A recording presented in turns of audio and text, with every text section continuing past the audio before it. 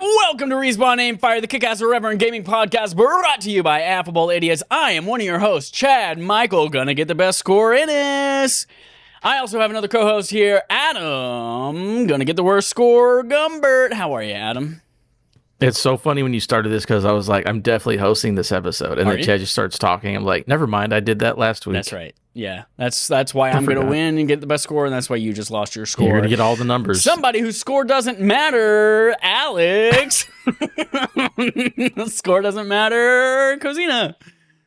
I only realized as we were doing the intro video that I was not recording, but don't you worry. I started recording in Audacity just before we went live. Very good. Very, very good. I'm so proud of you, Alex. Everyone, to celebrate Alex's wonderful achievement just now, catching himself, go to kindoffunny.com/upandcomer and nominate him as someone you would love to see join Kind of Funny for a week, doing all sorts of cool behind-the-scenes stuff specifically. He would love for you to go vote for him to, like, do the OBS cool behind-the-camera shit. Over at Kind of Funny. That's a really cool opportunity that we would love for you all to show your support for Alex on. I did it. Why not you? Yeah, please do so. If you have liked anything that I've done over on Press YZ, on Respawning Fire, on my cooking streams, go nominate me, link to some of those streams, some of those videos, and yeah, let's make magic happen. Let's do it. In fact, here's the deal. If you are listening to this right now and you are not a patron, patrons, you've paid your way out of the responsibility. If you are not a patron, and we saw from SoundCloud and the wildly volatile numbers that there are at least 1,200 of you who listened to our episode last week, you are always, right now, either turn off the podcast because you don't deserve us, or go to kindoffunny.com/upandcomer and vote for Alex. Those are your two options. Did 1,200 people actually listen to us last week? It's so dumb. SoundCloud's reporting has been off for like 6 months. Okay. Sometimes we'll have an episode where it's like, you got 0 listens this week, and then you actually go to the tracks and you're like, nope, that's not true. Because you're we probably got a few people that discovered us because of Butt Pretty when that went live on YouTube like a month ago, but that seems like a lot of people. No offense to the podcast, but you know. Disrespectful. Yeah. Anyway, if you want to catch us live right now, you can do that by going into the past and going to twitch.tv/affableidiots on Sunday evenings around 8:30 Eastern Time. If you want to go and listen to us whenever the hell you want, you can do that starting on Tuesday mornings at 9 a.m. Eastern Time each week on YouTube and podcast services. We've got a hell of a prediction episode coming up today. We're going to go through the Game Awards nominees and see if we can guess who's going to win each category. Well, most of the categories. There are very real and serious and dire consequences. If you remember last year, Adam won 6 months off of both mine and Alex's lives. That's real. Wow. That's real. This year, the stakes will be revealed later. For now, we're going to start with our main quest. Sega is trying to get us excited again, says Andy Robinson at VGC. Sega appears to be teasing an announcement for the Game Awards next week. On Saturday, Twitch streamer Curious Joy shared a letter she'd been, thank you for highlighting it, but your anonymous person blocked the text, and then I couldn't read it anymore. Let me start over. Thank you. On Saturday, son of a fucking bitch. Twitch streamer Curious Joy shared a letter she'd been sent by the game's publisher, which included the message, quote, "New era, new energy. Make sure to tune in to the Game Awards December 7th. Sega's invitation was pretty vague, but many fans had their own theories as to what the announcement might be. Some believe that Sega will reveal its super game for the first time. Hold, please. Do either of you know what this super game is a reference to? Yeah, this is something that has been talked about for a little while now. Basically, like a year and a half ago, Sega came out and was like, yeah, we're in the process of working on a super game that will be, if video games are normally at the AAA level, we are going to make a quadruple A level game. Oh my God, I'm so tired of people saying that. And it's not clear what the game is going to be. The problem is like, Sega has some pretty big franchises. They have Sonic, they have Yakuza, they have Persona, they have some like pretty valuable IP that are sitting in the vault like Crazy Taxi. It's kind of hard to see how they could take any one of these individual franchises and elevate them to that quadruple A level, which I feel has led to a lot of kind of speculation of what exactly do they mean by a super game. Well, here's the thing. We'll see. This is controversial, but Sega's never even made a AAA game. Sega fucking sucks. Sonic the Hedgehog, boo. Yakuza, never played it, therefore it sucks.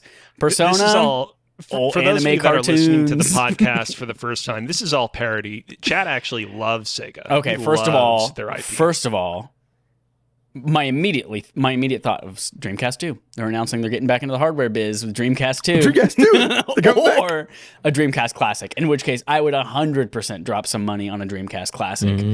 But no, that's definitely not going to be this. It's going to be some kind of game that everyone's like, oh, or blends in with a lot of other games that we've seen recently. Like, oh, I guess everything's quadruple A now, if that's what a quadruple A is. It's going to be, whatever it is, I'm going to be disappointed by it. I'm going to make a prediction right here, right now. I think it's the opposite of Sega's much discussed super game. I think it's going to be a weird, funny announcement, akin to a lot of the announcements that we've gotten out of those Sonic live stream directs, where it's like, oh man, we're making a new Sonic Lego set where it's Sonic the Hedgehog and Dr. Robotnik mashed together into one super weird looking set. Or like we've gotten like Sonic lunchboxes, Sonic Cool Ice, like chains that you can wear around your neck. It's going to be something like that. I'm calling it now. Adam, what are your thoughts? Man. Well, the problem is where they say new era, new energy. I'm like, are they trying to be... It's going to be completely unrelated to what they actually show, because it's going to be like, oh yeah, I don't know. You would assume new era, new energy means a new IP, new video, just something new. I don't Because think if so. you're like, oh, here's another Sonic thing, well, that's not new.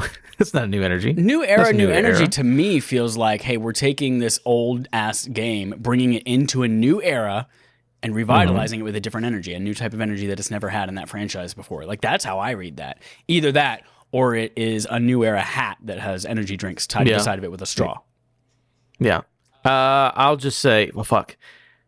It's not Hyenas, because that apparently was their highest or their most expensive game ever, and they canceled that a couple months ago. That's right. I'm going to say it's a Sega Genesis Mini 2 or a Sega Dream. It's one of those mini consoles or whatever. Everyone's like, ooh, fun. Yeah, and everyone's like, I'm going to pay $40,000 for it right now. And then in 3 months, they're going to be trying to get rid of it at $19.99 on Best Buy clearance. And Kohl's is going to have it. yeah. I want to preface this by saying I don't think this is actually likely to be the case, but follow me here. Okay. I did a little bit of internet sleuthing, and it seems like many of the content creators that got this new era, new energy letter in the mail from Sega were a little bit more fighting game oriented in terms of the kinds of games they cover. Like Maximilian Dude was one of the people that received this thing. And that's gotten me thinking, Sonic has talked a lot about wanting to create this super game. Typically, when we think about super games nowadays, the kind of games that we would classify as super games, we think about games like Fortnite, for example, or Call of Duty, which are games that are known for their incredible amount of collaborations, incredible amount of guest characters. A video game genre that features a lot of collaborations, a lot of crossovers, guest characters are fighting games. What if Sega's upcoming super game is a big crossover mascot fighting game that brings all of its IP together like that? It can't. That would be crazy. It can't. Here's the thing. It would not be as everyone's compared to Smash, whatever. I will say the Sonic Sega All-Stars, whatever, their knockoff Mario Kart game was actually really good. Yeah. So Sonic Shuffle, the maybe knockoff Mario Party game for Sega Dreamcast, also very good. they could do it. But here's the thing. I mean, you have the Indie Fighter game, the one where like Shovel Knight is in it and all this shit. You have the Nickelodeon one that now costs money to play. You have the WB one. Like, all of these are struggling to find an audience. Even Smash is like, I mean, no one's playing Smash right now because it's been up forever and they got their fill, but is there room for a Sega? Especially because Sonic was however Sonic feels in this game, he's not going to feel as good as he does in Smash. And he's already Hey, Chad, I got 4 words for you. Yeah. New era, new energy. Shit, of you're course right. it'll work. Of course it will. It's a new era, baby. Before we move on, I just want to get that in here real quick. I did a little bit of further research, and people are saying probably if it being sent to like fighting game people in the industry is intentional on Sega's part, it's probably a Virtua Fighter 6 announcement or some sort of Virtua Fighter announcement, because that is a fighting game owned by Sega, and I have no attachment to it, but I guess that's probably most likely what this is. Another fighting game to ignore. Everyone get excited. December 7th. Does Virtua Fighter to you sound like there's a movie and they needed to use an unlicensed off-brand fighting game name in order to use in their movie to represent Space Pilots and Virtua Fighter? Those arcade cabinets are right next to each other. Yep. Back in the day, Virtua Fighter was really big. Like in Japan, the Sega Saturn is best remembered as being kind of a failure in the United States and North America. But in Japan, like Virtua Fighter really carried the Sega Saturn and actually made it much more popular there than it was here. But I don't really hear about it much in like the modern era. Well, we will see in just a few short days when the Game Awards comes around on Thursday, December 7th is the date of that? At some time Pacific time. We'll find out about that. We'll move on right now to look at the chat. D Smitty Game says, pee poopy peas. Adam Gumby says, haha, piss poop. Come on, join the potty humor in the chat, everyone, on twitch.tv/affableidiots every Sunday around 8:30 Eastern. We're going to move now into playtime, where we talk about what we played this week, because that's what playtime means. We're going to start with Adam, who looks like Red Dead Redemption 2. Is that what you played? Tell me about it. Absolutely. By the way, who added this to my thing down here? Stugotz. Stugotz. I do like Stugotz. No, R2. So, this weekend, there's a little surprise drop on Game Pass. Everyone's like, what? This game's here now? Remnant 1 and Remnant 2 just randomly dropped on Game Pass one day. And this weekend I played with old John Hansen from over there on Pixel Street, and from Tim the Museum. I know you remember him. Oh, yeah. That's right. The Museum. His last name's Demuse. Don't know why you called him Museum, but here we are. That's his nickname now. We played some because Remnant 2. he is Demuse Tim, I think was his name. And so Muse Tim looks like museum with a T in it or something like that. The Museum. Yeah. Obviously. Don't be idiots, people. Yeah. But no, we played some Remnant 2. I see why it got nominated and people really dig this game. The game's really good. I tried playing it solo, and I think it's fine solo. Basically, what Remnant 2 is like, it's a lot of Dark Souls mechanics, but it's all mostly shooting combat, third-person shooting. There's melee in it as well. But the cool thing about the game is there's just like, the conceit of the game is there's these crystals that transport you to other worlds. So whenever I started my game, and when John started his game, we both started in completely different parts of the game, but we were both on our first level. Ooh. And it's just like, I don't know what you're talking about or where you are. Interesting. You just do different things. So it can start you off in like however many worlds there are, and you just get a random one. But yeah, we just got together, 3-player co-op, ran through, had a lot of really cool boss fights, got some good loot together, made our builds. It's really, really good. Like, it's really, really good. I think specifically co-op where we had the most fun, because we were struggling like with a boss, and then you get in co-op and you're just like destroying people, and it feels so much better until you get to an actual hard boss that happened to be a puzzle that we struggle with. But whatever, it's fine. Remnant 2, super good. I see why people are giving it buzz, because it is legit really awesome, and it came on Game Pass, and I'm very happy it did, because I never would have played it any other way, but I'm happy. It's very good. I have 3 questions for you. One of them, is it crossplay? Did you find the answer to that? Yeah, I kept looking on Reddits and looking like in the Remnant Reddit. It seems like an update that is coming very soon. There's not a date, but it's like, yes, we know that people want to do this. They're talking about their other apps. It's like, it's supposed to be coming, I'm assuming by the end of the year. I don't know when, but the developers are like, yes, we're putting it in the game. So it will be there at some point. Right. I don't know when, because I would love to play with other people. Well, I picked it up on PlayStation for Black Friday. And so if there anyone else out there who also paid money for it instead of getting on a Game Pass, let me know. I'll squat up with you. Second question. Is it the kind of game where if you're like 3, 4, 12, 50 hours into the game and I'm just starting, can we play together? Or do we kind of have to progress at the same pace? I don't know that much discrepancy. Oh my God. He was, okay, so Tim was like a level 11 and John was like level 8 and I was level 9 and we were fine. Okay. We all played together. And it takes like a good amount of time to get levels up. It does do the thing where only game, like story progression, is only for the host. But that's our character level. That was my third question. Yeah. Yeah, it doesn't do that. But the character level and gear and everything stays with you no matter what. So Yeah. still So leveling up and still getting if good. the three of us were to play together in your game, and Alex and I join you, and we beat the whole game, and then Alex and I are like, let me go play by myself or with a different group of people, all that progress is lost aside from our character level. Yeah, you'll just have super fucking powerful characters with the best guns in the game, but you'll have to start the story over. But apparently there's a way to like re-roll and like get a new story anyways.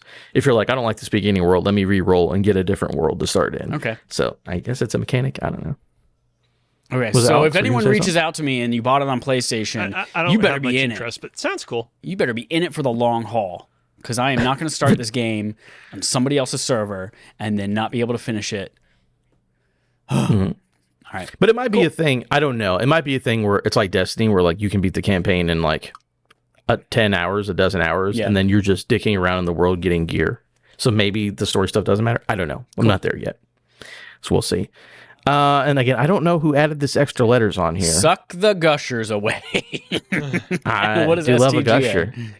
It was supposed to just be an S, but it's for Sea of Stars. I started that. Nice. Um, TGA is the like Game Awards. Did somebody mean to type Game Awards somewhere else? And yeah, I put it up here and then it came down here. Whatever, it is what it is. Yeah, I started Sea of Stars because I was like, I wanted to get that and Alan Wake because again, I need to play for Barf, but Sea of Stars was already on my list anyways. So I was like, you know what? I'll just go and start fucking with it because I'm just waiting. I'm really just waiting to see if there's an Alan Wake 2 sale during the Game Awards because a lot of times they have sales.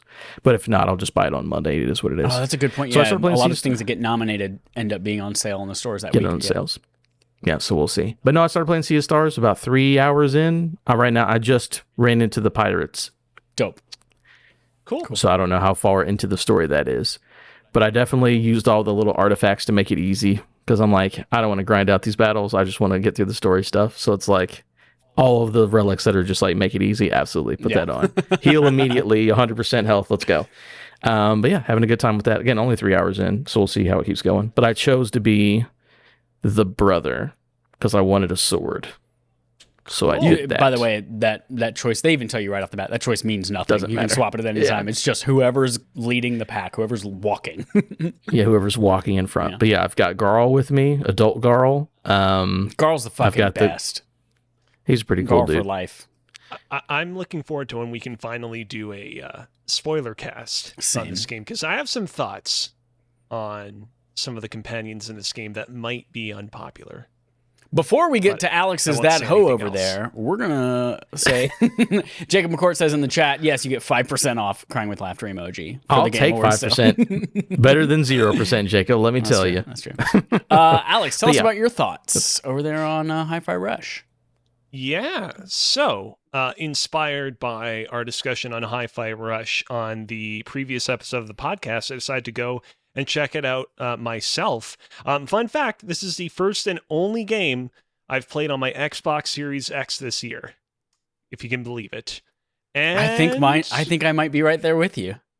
That's me and Spider-Man. It literally had to get turned down in 8 months, and then Spider-Man came out. It's like, okay, let's play this. I probably will check out Starfield a little bit after this because I did the thing where I went to go and buy Game Pass Ultimate again, and it's like, oh man, you've really been gone a while. Would you like to buy Game Pass Ultimate for $1 for 2 weeks? And I was like, yes, I would like to do that for 2 weeks, and then I will unsubscribe until I need to use it again. So I might use the final few days to just play a little bit of Starfield, see if it sticks with me. Hi-Fi Rush. I enjoyed this game fine. I think I'm kind of right there in between where you two guys are, where I got the impression that Adam, you really liked Hi-Fi Rush a lot, and Chad, you didn't like it enough to the point that you actually stopped playing it halfway through.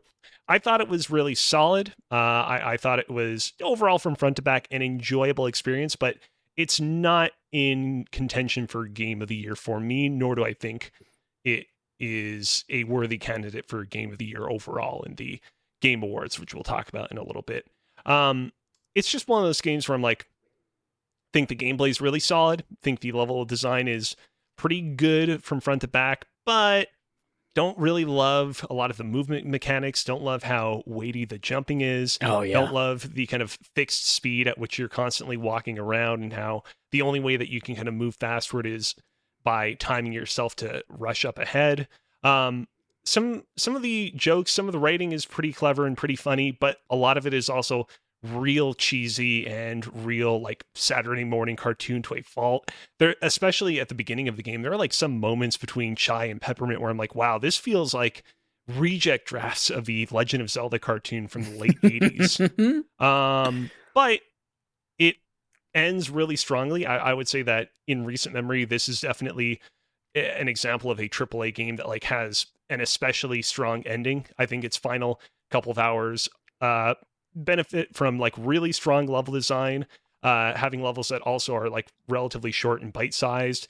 They give your companions a real good like chance to shine and kind of like show off their each individual abilities that you've accumulated over the course of the game. And it also features some of the like best licensed music in the game, which the game, as we were talking about last week, is weirdly kind of lacking in. A lot of the music that is featured in the game is like kind of Bethesda's own kind of house mixes and not as many licensed tracks to get in there until the very end where they really shine. But so yeah, all I have to say, liked it a lot, did not love it. Think the final few hours are really strong. Think that the game leading up to that is good, not great. Yeah, one of my favorite pieces of music in there is there's a boss fight that has classical music in it. I'm like, oh, yes. I fuck with this heavy. So it was real good. Without going into spoilers, I really appreciated that track because that track that plays is actually a remix of a piece of classical music that was also featured in Luminous Electronic Symphony on the Vita. I don't know if either of you played that game back in the day. No, it was but Holden would not shut up about that game. He loved it so much. All he kept talking about was the back touch, and that's why the new Luminous Remastered sucked, because it didn't have back touch. It was one of those games that I got for like $7 on discount a couple of years after the Vita came out. Loved it a lot there, and when that track came on in like one of the penultimate boss battles of the game, I was like, hell yeah, they brought this back. This is great. Alex, so shout out to that. I will ask you a very, very similar question to what you asked me last week. Like, when this came out earlier this year, there was a lot of fervor around, like, whoa, is Game of the Year out already? Like, do you, after having played it and beat it, which is more than I did, do you have, like, some idea of why people were thinking that, or does that elude you? Again, I think this game ending as strong as it does definitely, I think, played a part in it. I feel like there are so many games that we can point to that, you know, it kind of meander a lot over the course of their duration, but just end so strongly that they kind of leave such a kind of strong taste in people's mouths. And I think that's very much the case with this game. And I mean, I think a lot of people appreciate it, and I would agree with this, just like how much Tango Gameworks was able to show off like their range in just making this game, period. Like, I feel like there are so few examples that come to mind of a studio that made such a crazy pivot as polished and as good as this in recent memory. And so, yeah, I think when it came out, people were just like, wow, it's rare that we get such a pivot that comes out and is actually this successful out the gate. But personally looking forward, like, I suspect that whatever they do next with this IP, if they make a Hi-Fi Rush 2 or a Hi-Fi Rush sequel that doesn't have 2 in its title, or a Hi-Fi Rush spinoff that is still technically a sequel, even if it doesn't have 2 in its title, that'll probably iterate on this title and be the stronger experience. I agree. I think they're going to, seeing the reception of this game, I think Microsoft's going to be like, have as much money as you want, within reason. For sure. Because we spent $69 billion last year. So, yeah. Dope. Well, thanks for sharing your thoughts on that. I want to, I just want to start by saying, I think I was too hard on Alan Wake last week. After our discussion about it, I was like, I don't think I said enough good shit about that game. Because there is a lot about this game that I really like, and I felt like I was a little too hard on it in our discussion last week. Yes, I had some technical issues. Yes, I had some bugs. Yeah, the narrative left me like, what the fuck am I doing a lot of the time? But I think that this game has so much good about it. The fact that the campaign is like split into 2 different perspectives, that you can play all of one and then the other, and it all still makes just as much sense. Or you can play 1 and 1 and 2 and 2 and 3 and 3, and it does, like, that was an achievement in itself. And then just the way that Remedy has been slowly converging like full motion video with game is like, I feel like it finally hit its zenith in this game, where, you know, they started with Quantum Break. We're like, you're going to play some game and then you're going to watch a video and then you're going to play some game. And now, you know, with Control, you were like, oh, you're going to find some videos occasionally. And now it's just like, they are so intertwined that this is what they're going to be doing, I think, going forward. And it's going to be really cool. So Alan Wake 2, very, very good game. Had a great time with it. Still baffled by it. And on the plane home on Friday, I'm going to watch a 2.5 hour YouTube video. I think what's also really funny, I have watched 2-hour-long story analyses of Alan Wake, and in both of them, the person who is analyzing the story is like, so yeah, this part and Alan's part, honestly, I don't really understand what was going on or what I was doing, but it's really cool, and it resulted in this. I was like, okay, cool. I feel justified now that the people who are making these videos also don't know what's going on. Did you platinum it yet? No, so that's part of the technical bugs, is that I ran into there's a collectible that never popped for me, and that is apparently bugged, and the devs have acknowledged it and say we'll have a patch out soon. Yeah. Damn. And in fact, listener of the show and buyer of a $3,000 Last of Us Part 1 remake, Matt Vieira, also, he played through this game. He missed a commercial and had a bug, went back and he restarted it, played it some more to, you know, get those on a second run, and they still didn't pop on his run. So he's just waiting for that patch. So what's so annoying about the commercial thing is literally there is just one commercial in the entire game that is missable. All the other 5 commercials not missable except for that one commercial. And what's shitty is that the one that's missable is not the one that was bugged for me. He missed the one that was missable, and he got the bugged one, I think. So ooh, yeah, double jeopardy. I got the one that was missable. But yeah, there's just a bugged one that never pops.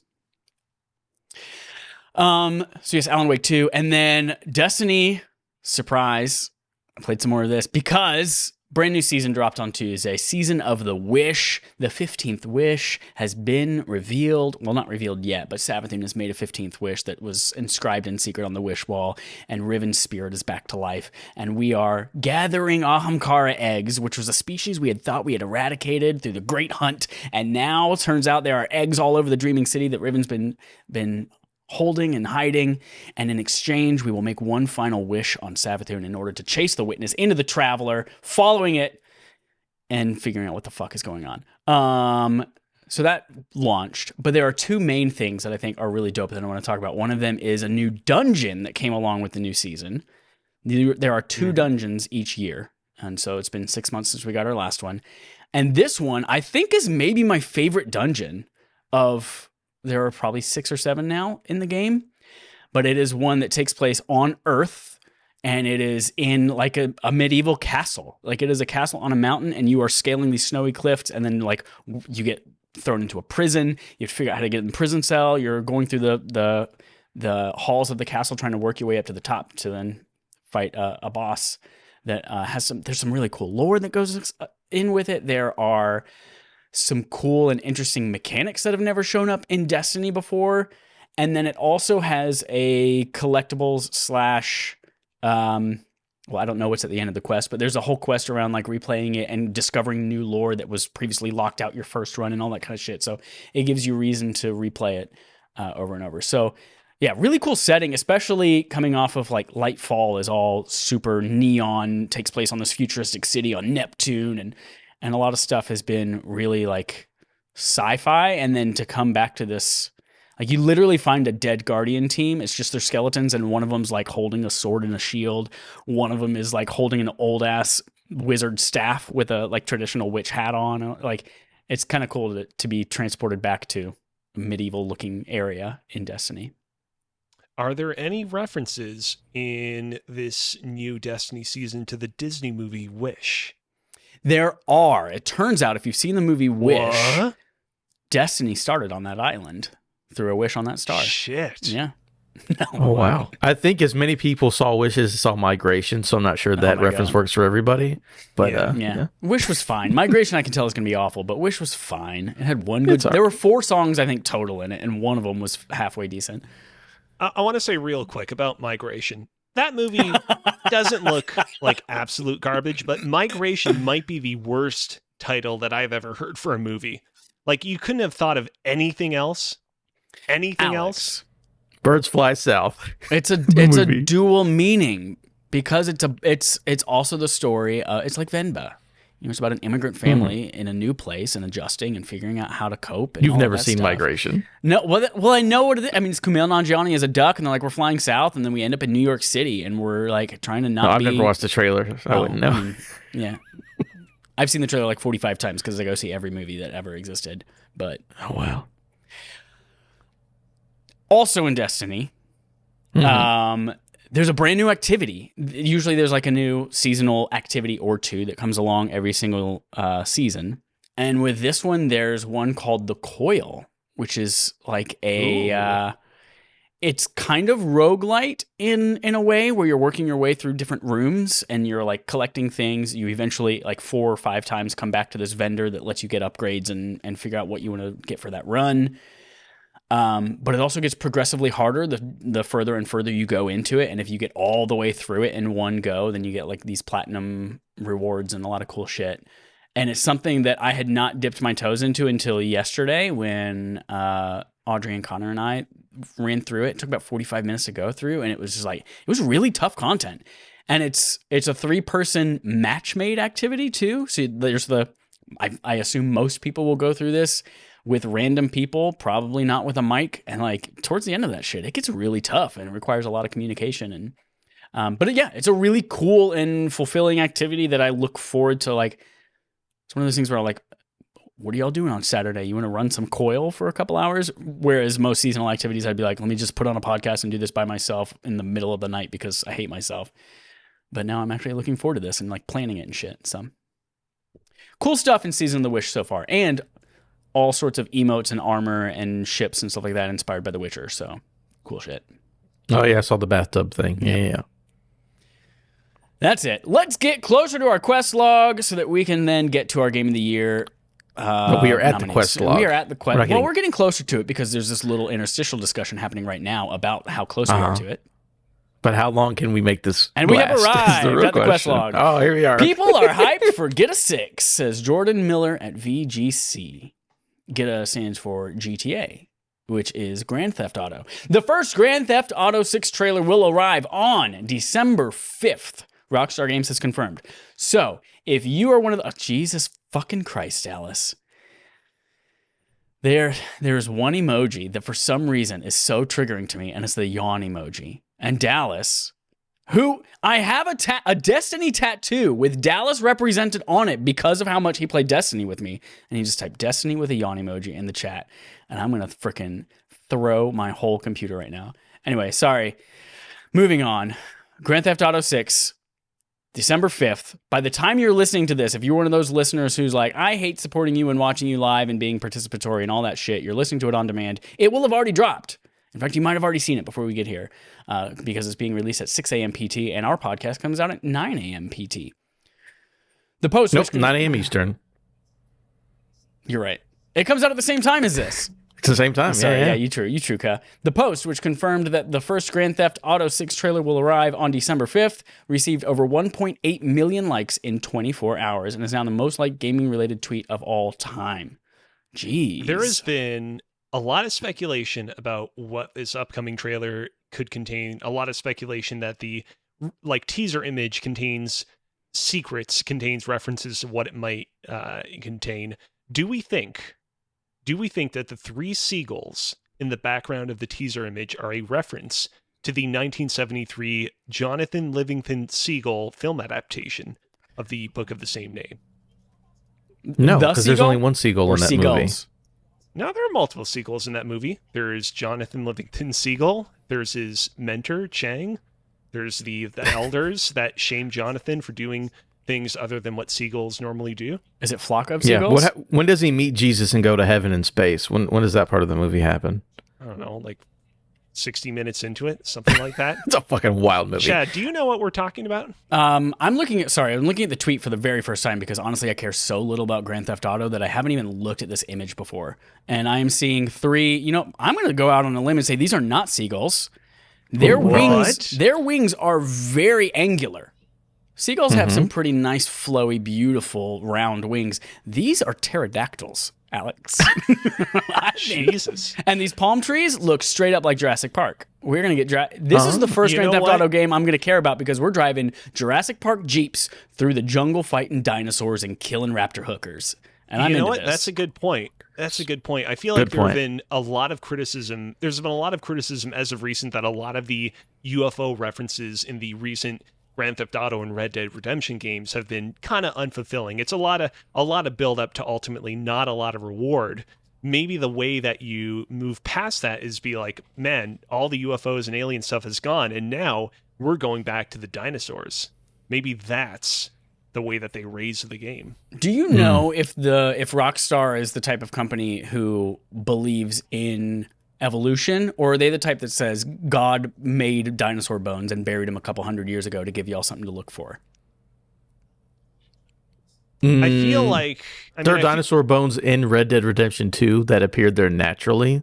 Okay, through they appeared science, naturally through so science. they Okay. believe in Got it. science. Also, I yes. feel like the legacy of the Grand Theft Auto series is that of making fun of religion, even though like religion doesn't play a big part in like 3 or 4 or 5. I remember that in 2 there are like a bunch of like Hare Krishnas that you can drive over.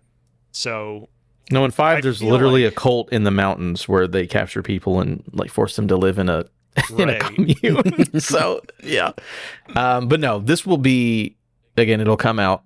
It's trailer 1, and it will probably be one of the most watched videos in all of time. Yeah. By the time you listen to this podcast, I'm very excited. I think it's just going to be like, here's vistas and here's shots of the city. That'll be it, and then we'll get a trailer 2 in next year. But it'll be cool. You think there's going to be anything from Joff? You think they're going to give Joff a little cookie crumb to show at the Game Awards? Joff is breathing a sigh of relief that it's not the same day as Game Awards, because he would have freaked out. He's like, please do it 2 days before, because I don't want anything. I don't want to fight this. So no, they're doing their own thing. They can do what they want. I'm excited though. As a origin story to the yawn emoji, I forgot Dallas did post in the chat here that when Dallas posted about GTA maybe a week or 2 ago in our group chat, I did respond with yawn emojis. So you got what you deserve. I mean, well, I responded with yawn emojis and it was fine. It didn't. I guess they knew that it didn't mean any. Like they didn't care. They knew that I he wasn't. just brought it back up, so apparently it means But something. here's the thing. Like later that afternoon, he posted yawn emojis about something else as a callback to my original yawn emojis, and that's when I discovered they were a fucking trigger for me, and it makes me see. Oh, red. that's when it upset you. That's funny as shit. Folks, fuck Freddy. Sorry, folks, fuck with Freddy. They have sex with Freddy in a threesome, says Michael Kripe at IGN. Five Nights at Freddy's movie has officially become Blumhouse's production's most successful picture ever, even becoming more successful than the first one, Freddy Got Fingered. Yeah. Just kidding. They are. Oh, Dallas was triggered, but he held his composure better, he says. No, Freddy Got Fingered, starring Tom Green, is nowhere near related to Five Nights at Freddy's. But Five Nights at Freddy's is successful. Blumhouse founder Jason Bloom? Is it Blumhouse? Holy shit. No one knows. Announced the news on X/Twitter, saying that the game-to-film adaptation recently passed M. Night Shyamalan's Split, making it the studio's biggest picture to date.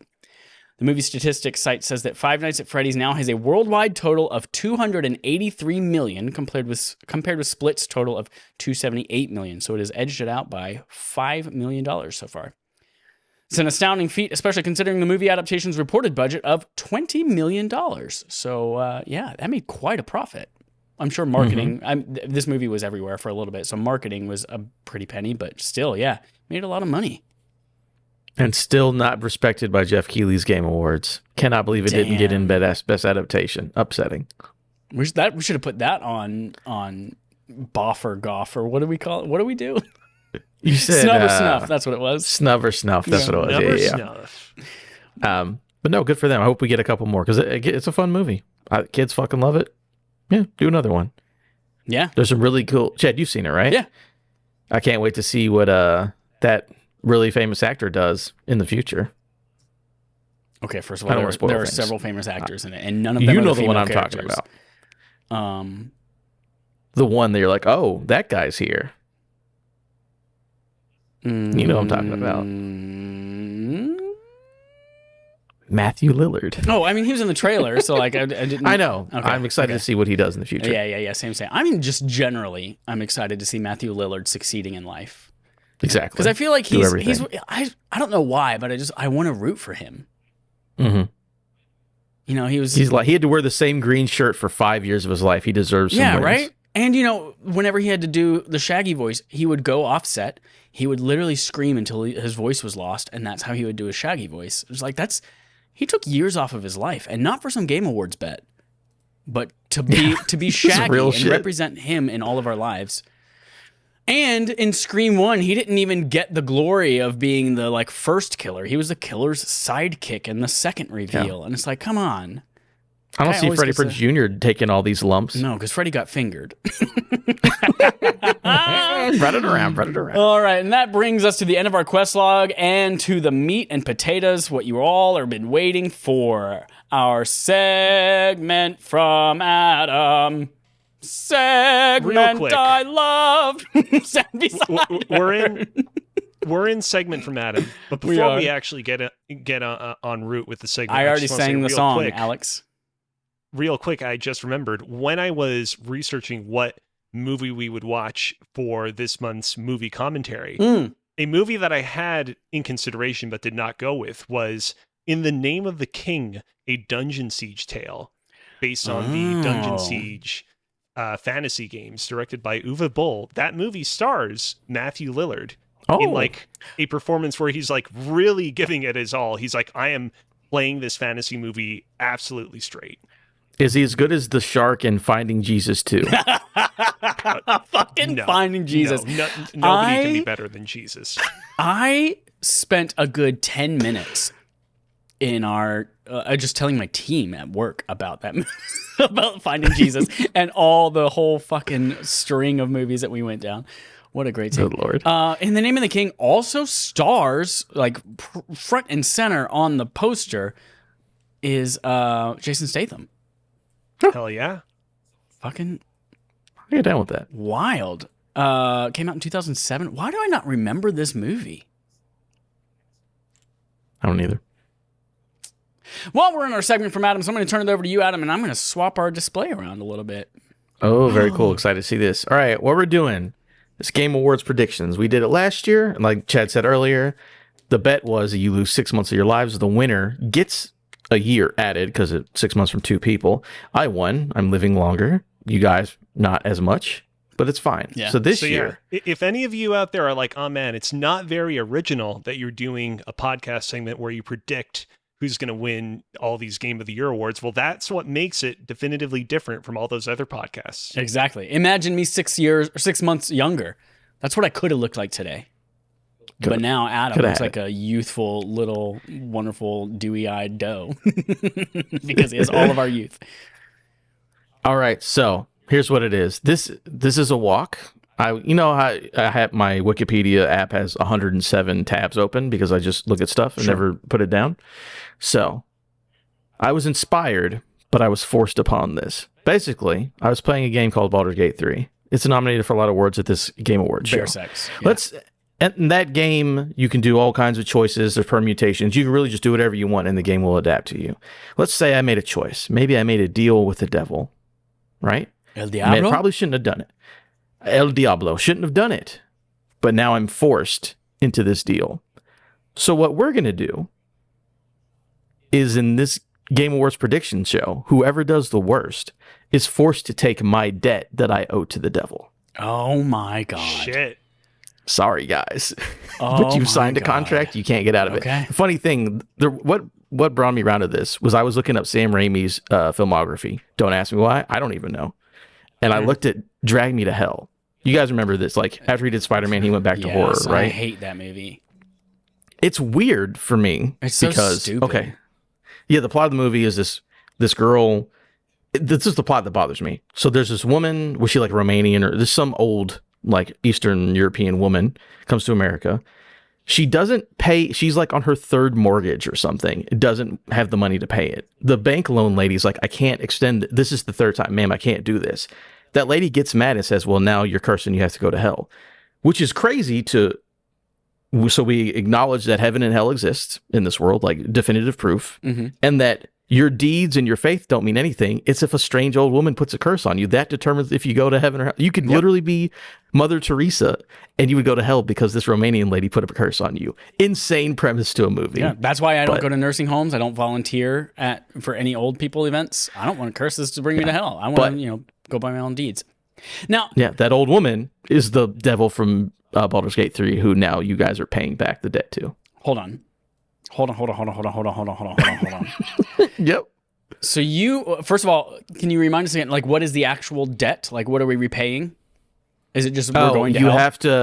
You have to do a really hard boss fight for like 4 hours straight. Okay. Hard boss fight for like 4 hours. That's the debt that we have to repay if we are the lowest of the three loser. of us.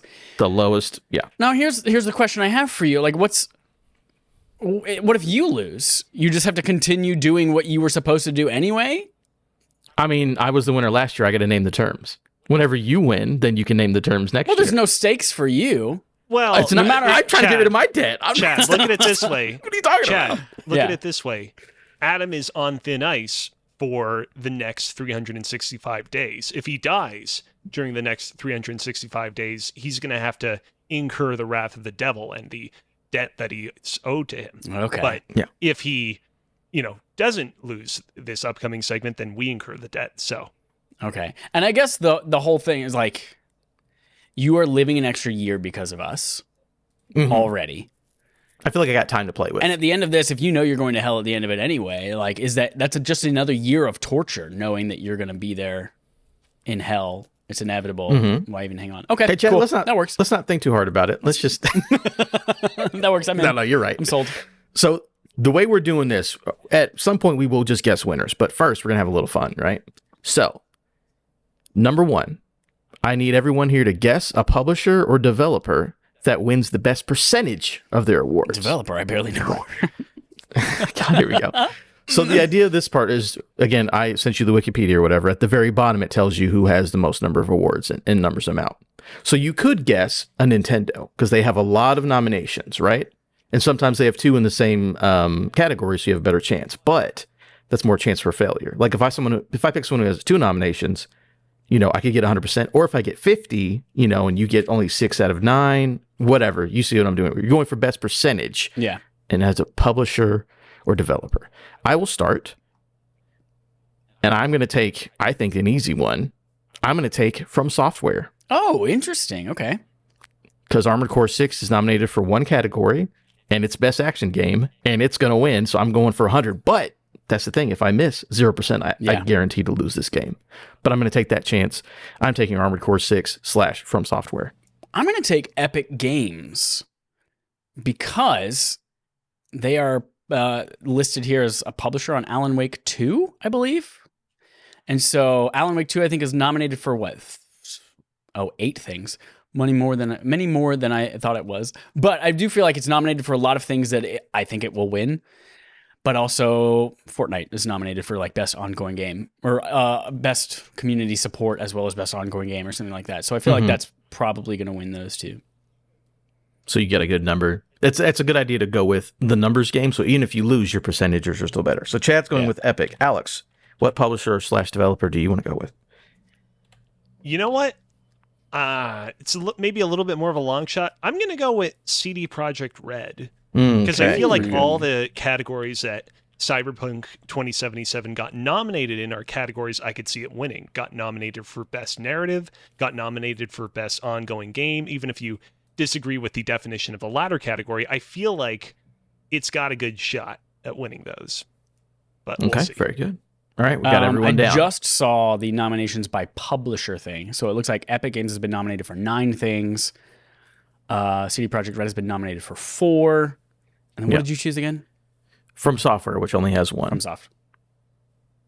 From Software or Bandai Namco. Either way, it's just 1. Okay. Yeah. Well, which are you going with? Because Bandai Namco has been nominated for 2. No, I'm going with just From Software. Okay, From Software. I'm just going my 1 for 1 shot. We'll see what happens. Cool. All right. Next up, guess one surprise winner. So basically, take an underdog. Us, the other two, have to agree that I don't think that's the favorite in the category, and we have to guess who's going to win a category that would not be the favorite. Does anyone want to go first? Think of any category or whatever you want to do. Just what do you think that, like if Alex tries to say Tears of the Kingdom for Game of the Year, I'm going to disagree, obviously, because I feel like that is a favorite. Here's my vote for this one. If I were to pick one that's not the favorite or not the we pretty much think this one's going to win, I'm going to go Best Action Adventure, and I'm going to say Star Wars Jedi Survivor. I would agree that would be an underdog. Yeah. It is up against Alan Wake, Spider-Man 2, Resident Evil 4, and Tears of the Kingdom. Alex, do you agree to give him that? Yeah, let's go with that. Okay. I also don't know if that's how many other things that's nominated for. I think that and Cameron Monaghan are the only two for Star Wars. So yeah, that might be its one nod that it gets. Yeah. What do you have an idea, Cozy? I do, but I don't know if you're necessarily going to agree or disagree with this one. So I'll just throw it out there. Yeah, just throw it out. I think my surprise prediction is that Dave the Diver is going to win Best Independent Game. Everybody's complaining and arguing about whether or not Dave the Diver is an independent game because it's technically published by Nexon and the studio behind it is currently working on a very AAA-ish looking shooter and yada, yada, yada. I think that at the end of the day, it's going to get enough votes that it's going to win that category amidst all controversy and resistance. I'd be willing to give it to him, Chad. How do you feel? I agree, yeah, because I think in reality, I feel like that category comes down to Cocoon versus Sea of Stars anyway. So yeah, I think Dave would be an underdog there. Okay. And mine, I'm going to throw it out to you. You guys can tell me if you disagree. I'm going for Best Ongoing Game as Cyberpunk 2077. If you don't, I can find something else. My thing is that it's not a games of service, but I personally think that it will win. But someone would make the argument about game of service. But if you don't agree, I have another choice. No, yeah, I 100% think Fortnite's going to sweep that category with Fortnite Original and Eminem and all that shit. So yeah, I'd say your choice is a good surprise. Okay, Alex? Yeah, sure, I'll give it to you. Okay, sounds good. 2077 for me is surprise. All right, last of the weird ones that are, we're just guessing things. Name an announcement / surprise. This can be a game, a trailer, movie trailers included, a guest, music, performance, whatever. Sorry, can this be something that has been already hinted at, or does it have to be something totally off the dome? Well, give me an example. What are you thinking of specifically? The creator of Inscription has been teasing an announcement that it's going to be revealed at the Game Awards, and Jeff Keighley has been getting in on it too. Am I allowed to predict that? I'm going to say sure. Because there has not been an official announcement. It's just been Jeff Keighley liking a tweet and shit, right? You know what? Just to make it more interesting, I will not predict that. I will not. Okay, that's fine. I'm going to go in. I'll give you one. Baldur's Gate 3 out on Xbox in the weekend after the Game Awards. So that gives me the day of or maybe another day or two. Baldur's Gate 3 finally out on Xbox now this weekend. Okay. That's good? Sound good? Yeah. All right. Mine is that we will see some kind of significant update, expansion, perhaps story content, maybe just a bunch of brand new maps and modes for Halo Infinite. I think Halo Infinite, Halo stuff. Yeah, Okay. I think its multiplayer just got reworked and people are kind of generally happy aside from the microtransactions.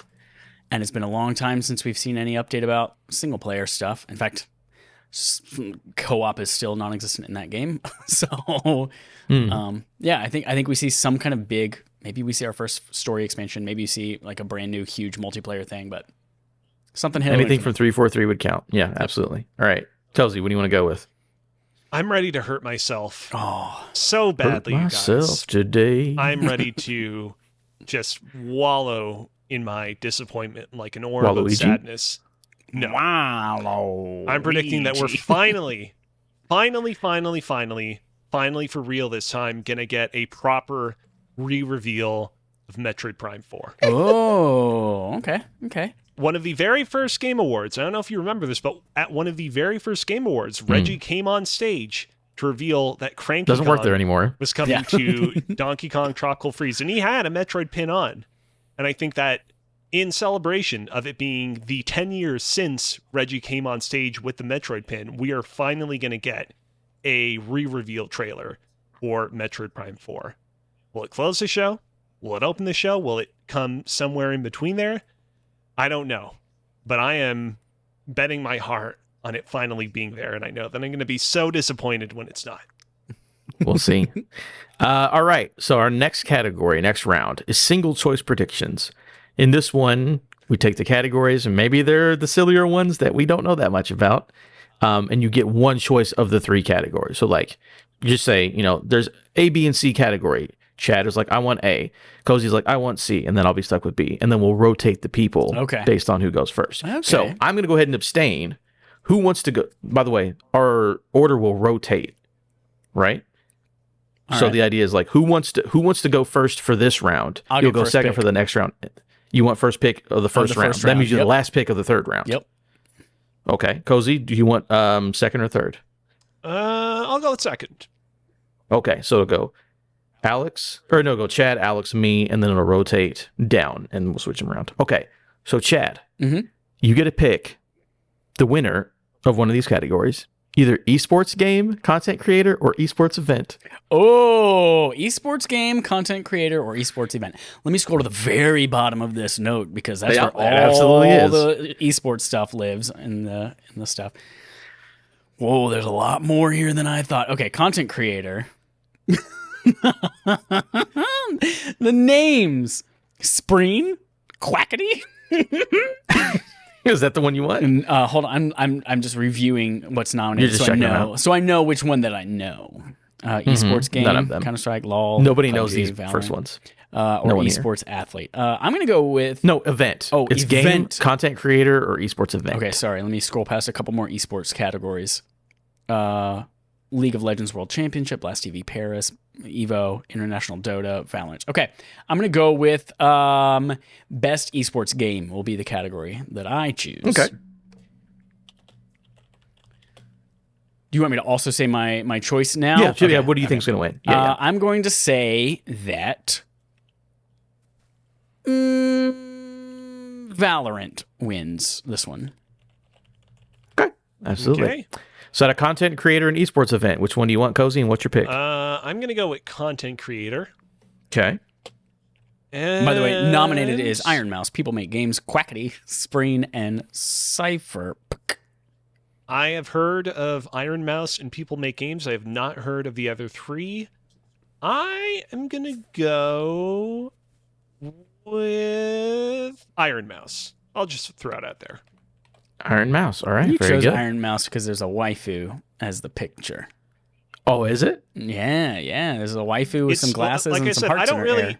I don't really follow a lot of these YouTuber people, and Iron Mouse is the only one outside of People Make Games that I've actually heard of, and so I feel like that might speak to the sheer reach that she has. People Make Games, they make good stuff, but I feel like the sheer star power of an Iron Mouse will prevail. Iron Mouse, spelled Iron M-A-U-S, was also an in-game superhero comic book character from the Surge series and a secret armor you could find that was really, really great. Oh, very nice. Now I'm forced to take esports event. I'm just going to say League of Legends World because it just makes sense, I guess. You don't think Blast.TV Paris Major 2023 is going to win? What the hell do these things even mean? I do not know. So for the next thing that we do, it is, so it rotates down. So since I picked last, I now pick first. Cozy. Wait, how does this go? It's Cozy, Adam, me, right? And then it's Adam. It was you, Cozy, me. Oh, shit. I don't know. I don't know how it works. So now it'll be, because I did last, we'll just say it's Cozy, me, Chad. Yeah. Because it's a different order. And Cozy gets to start. And I get to start the last one. Okay. So yeah. Cool. All right. So what are the three new selections? Oh, they are best fighting game, best sports game, and best family game. I'm going to go with best family. Okay. The nominees are, for audio listeners, Disney Illusion Island, Party Animals, Pikmin 4, Sonic Superstars, and Super Mario Bros. Wonder. And I'm going to say that Super Mario Bros. Wonder is going to win this one. I know that there's been some scuttlebutt in the industry from people saying, oh man, game has some weird problems when you play it local multiplayer. I think that for the most part, though, people are going to look at Super Mario Wonder and be like, man, that is one hell of an experience overall. The rest of the games on this list, sorry Pikmin 4, do not quite compare to it. So yeah, I think Wonder's going to run away with this one. Ooh, Alex hates Pikmin 4. I'm actually I did curious. not hate it. I just thought its difficulty its difficulty curve was a little bit wonky. Is all. Got He too hates easy it. towards the end. Is there, not that this has ever been a thing that disqualifies a game in the past and has kept it from winning, but does Pikmin 4 feature any kind of like co-op ability? Yeah. Okay. Yeah, I legitimately did not do any multiplayer related stuff in the game, so I legitimately know nothing about it, but yes, it does. Okay, cool. Okay. I'm just thinking, family game, then Pikmin might. Okay, cool. Yeah. For me, I'm going to take fighting game. I'm going to take Street Fighter 6. The other nominees are God of Rock, Mortal Kombat 1, Nickelodeon All-Stars Brawl 2, and Pocket Bravery, but I'm taking Street Fighter 6 for me. Street So that leaves Fighter. Best Sports for Best sports Chad / to pick. racing game. Nominees are EA Sports FC 24, the first non-FIFA branded EA sports game. F1 23, Forza Motorsport, Hot Wheels Unleashed 2 Turbocharged, and the Crew Motorfest. Wow, I didn't hear shit about Forza Motorsport this year. I didn't even realize that came out. But I'm gonna go soccer. And soccer always fucking wins. So EA Sports FC 24. FC. All right, very cool. Now we're moving on to our last one, which will be me first, Then Chad second, Alex last, because you haven't gone to those spots yet. All right, these categories are Best Role-Playing Game, Best Action, and Best Action Adventure. Ooh, which one do I want to take? Well, I guess I've already said it once, so I guess I'll double down. I'm going to take Best Action, and I'm going to give it to Armored Core 6. The other nominees are Dead Island 2, Ghost Runner 2, Hi-Fi Rush, and Remnant 2. All right, very cool. So now I'm going to take Chad. Best RPG. Okay. The nominees are Baldur's Gate 3, Final Fantasy 16, Lies of P, Sea of Stars, and Starfield. This is a really fucking tough category, but I think that Baldur's Gate 3 is gonna walk away with this one. All right, very cool. And that leaves Alex with Best Action / Adventure Game. Those nominees are Alan Wake 2, Tears of the Kingdom, Spider-Man 2, Resident Evil 4, and Star Wars Jedi Survivor. Do I want to be safe, or do I want to be spicy with this? Ooh. 'Cause I Do you want to wanna have to say- take my hell debt? That's the question. I want to say it's going to be Zelda, because I think people are going to be like, fuck, if Zelda doesn't win this one, it might not win any of the other categories because of how spread out everything is. But recently, I want to say like CNET put out their like top 10 games of the year list, and they put Alan Wake 2 at number 1 and Zelda Tears of the Kingdom at number 4 on that list. Mhm. And like, mind you, that's CNET. I don't know if they're a particularly reputable video game website. But I'm like, man, are people that jonesing for Alan Wake 2 to win? Because if so, I will just say in my secret Discord text message thread, 2 of the other 4 people are saying Alan Wake 2 is their game of the year. So fuck. You know what? No. Zelda Tears of the Kingdom. I'm going to go with Zelda. Just another hot take for you. Well, not really a hot take. I feel like if this is Spider-Man's only chance to win an award is in this category. And if it doesn't, Spider-Man 2 is not winning jack shit. This is going to be a repeat of 2018 where Spider-Man was an amazing game, but it's not going to get fucking anything. No. All right. Next up. Now, these are the categories everybody guesses. And if you could keep your own predictions, because I don't have space to write them down. Oh. Or I don't have any. Do you guys have, just put in the, I got it. Don't worry about it. Okay. Okay, No. you got it? I got it. All right, cool. I just got to make myself. So we're going to start with best indie. Debut indies next. Best indie. Best overall indie game. Chad, you want to scroll up and tell people what that is? Yes, the nominees are Cocoon, Dave the Diver, Dredge, Sea of Stars, and Viewfinder. The description for this one is outstanding creative and technical achievement in a game made outside the traditional publisher system. This is the one where I said Dave the Diver would be the surprise winner. I'm going to say that the overall winner is going to be Cocoon. I think more people played Cocoon than Sea of Stars, which is making me kind of lean that direction as well. But I feel like the people who played Sea of Stars fucking love Sea of Stars. I think it's just sheer number Are you of willing people. to I'm gonna admit go that there's Cocoon. maybe some Chad's favorite game of the year bias in there? I don't think so. But both Sea of Stars and Cocoon are games that I feel really build on their strengths and have really strong final acts.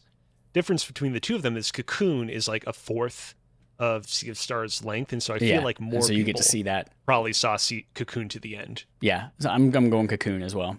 You're also going Cocoon? Yep. I think, as I was filling out the little bracket thing here, best in... Oh, you have it up on the Twitch.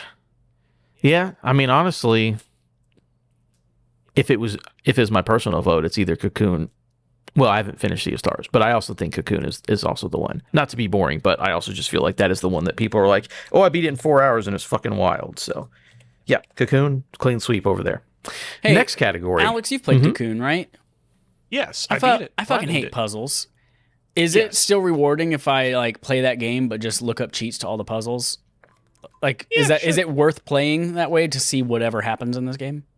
I would say yes, just because there's some really mind-bending ideas at play that even if you know the solution to them, like just being able to experience it is like really cool. Okay, cool. I might do that from my PlayStation Portal. There you go, on the pooper. On the pooper. Next category is best debut indie game. Nominees are nominees. Cocoon, Yeah, go ahead. Dredge, Pizza Tower, Venba, Viewfinder. For the best debut game created by a new independent studio. This is one of those categories where I'm like, does this being titled the debut indie game category potentially influence people to not vote for Cocoon with the idea that they will then vote for Cocoon as the best indie game overall? Or does Cocoon still win this one? See, yeah, in a vacuum, in a completely objective vacuum, if Cocoon wins best indie game, it should by default win best debut indie game as well, right? Right. We've got 3 games, by the way, that are in both categories. So it's like, if you feel if one of those wins, they should win the other one.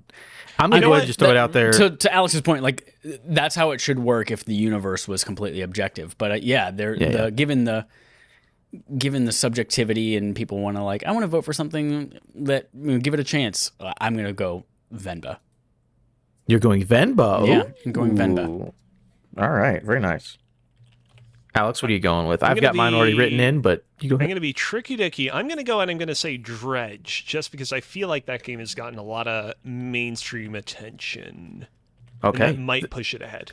So we have 3 different answers. I'm choosing Cocoon. I do like I would love for Dredge to win this one because I fucking adore that game. That's really hard for me to go back and forth between my favorite indies between Cocoon and Dredge. But we all have 3 different answers, so it should be an interesting category. Narrative is the next one. Best narrative game. Chad, what are the nominees? I am scrolling to find right now. Best be near the narrative top. is Alan Wake 2, Baldur's Gate 3, Cyberpunk 2077 Phantom Liberty, Final Fantasy 16, Marvel's Spider-Man 2. I'll go ahead and first picking BG3. Like, that is a game where all of your choices actually matter and the narrative completely conforms to what you decide to do and what you want to do with it. And it's also a really cool fantasy story on top of that. So BG3 for sure for Adam. I'm going to go with Alan Wake 2. So the descriptor for this category says, for outstanding storytelling and narrative development in a game. And so for me, that means like, not necessarily that the story itself was the best story, but that the storytelling was really interesting and outstanding, and the way that the narrative develops. And for that reason, I'm going to say Alan Wake 2 wins this one. Just because of the way that story is told and the way whatever narrative is told gets beamed into your head or does not get beamed into your head, I think was really interesting and unique and novel. Wake. All right, very cool. Next up, Alan Wake. Wake, I'm drowning. direction. Best game direction.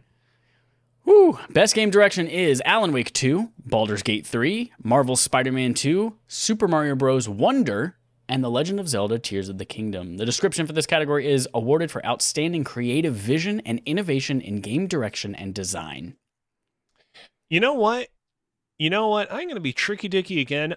I think that Zelda wins this one.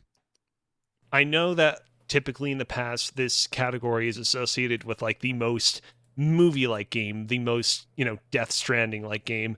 I think that people are going to look at creative vision and innovation in game design in the description for this category and go, you know what? That Zelda game had a whole bunch of cool penis robots you could build with its robot parts. Yeah, what's really fucking fascinating about this is that I can see all 5 of these. And all 5 of them any one of these 5 could win, and I'd be like, yeah, that one deserved to win.